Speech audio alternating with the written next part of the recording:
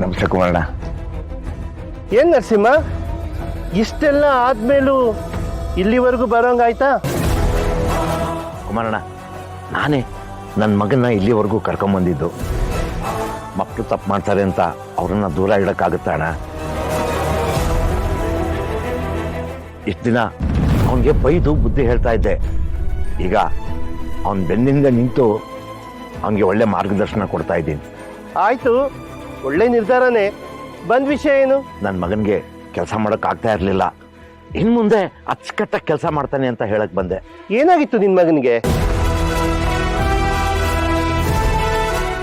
ಅದು ಸ್ವಲ್ಪ ಅವನಿಗೆ ಹುಷಾರಿರ್ಲಿಲ್ಲ. ಎಷ್ಟು ಚೆನ್ನಾಗಿ ಕತೆ ಕಟ್ತಾ ಇದೆಯಾ ಜಯರಾಮಣ್ಣ. ನಿನ್ ಬಾಯಲ್ಲಿ ಈ ತರ ಸುಳ್ಪಳು ಬರುತ್ತೆ ಅಂತ ಅನ್ಕೊಂಡಿರ್ಲಿಲ್ಲ ನಾನು.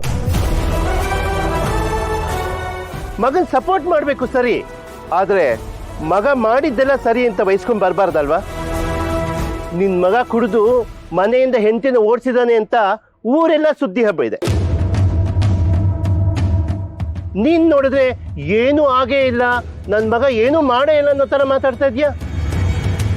ಇಷ್ಟೆಲ್ಲ ಆದ್ಮೇಲೂ ಅವನು ಕೆಲ್ಸಕ್ಕೆ ಸೇರಿಸ್ಕೊ ಅಂತ ಕೇಳ್ತಾ ಇದೆಯಲ್ಲ, ನಾಚಿಕೆ ಆಗಲ್ವಾ ಜಯರಾಮಣ್ಣ?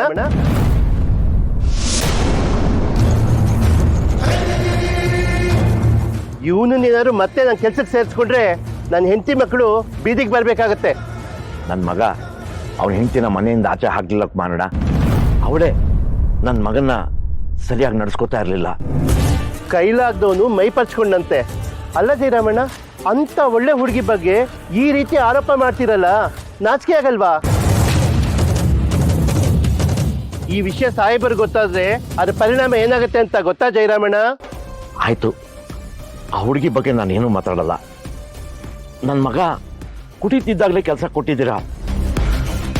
ಈಗ ಅವನು ಕುಡಿಯೋದು ಬಿಟ್ಟಿದ್ದಾನೆ, ಕೆಲಸನೂ ಅಚ್ಚುಕಟ್ಟಾಗಿ ಮಾಡ್ತಾನೆ. ಒಂದು ಅವಕಾಶ ಕೊಟ್ಟು ನೋಡಿ.